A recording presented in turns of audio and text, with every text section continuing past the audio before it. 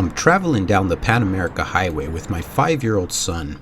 We started in California and making our way down to Costa Rica. It should take us approximately 2 to 3 weeks to arrive.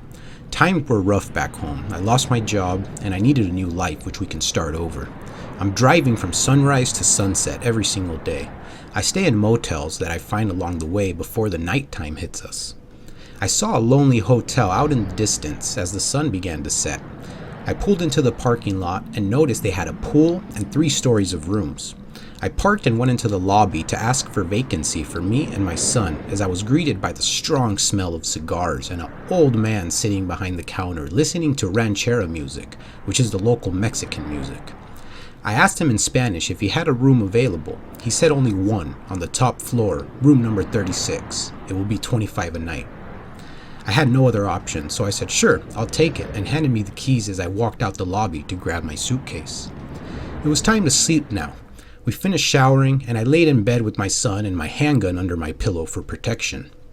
At this time, I heard a crowd of people talking in the hallway, making noise, which woke my son up and kept me from falling asleep.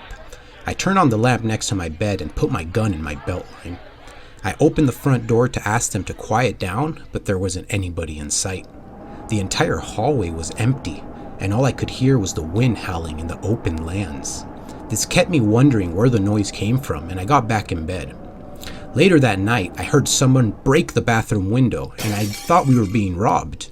I grabbed my pistol and ran to the bathroom. The window was not broken, but there was water all over the floor, and our toilet paper was on the floor and had absorbed the water. I once again had another sleepless night, ready to leave in the morning. As the sun rose, I stepped outside to look at my vehicle and noticed a lady with a white dress brushing her hair downstairs. She had her legs in the pool. I couldn't see her face, but I decided to walk down and try to conversate with her. I brushed my teeth real quick and I combed my hair. As I stepped back into the hallway, I could still see the lady combing her hair, holding a small mirror in front of her.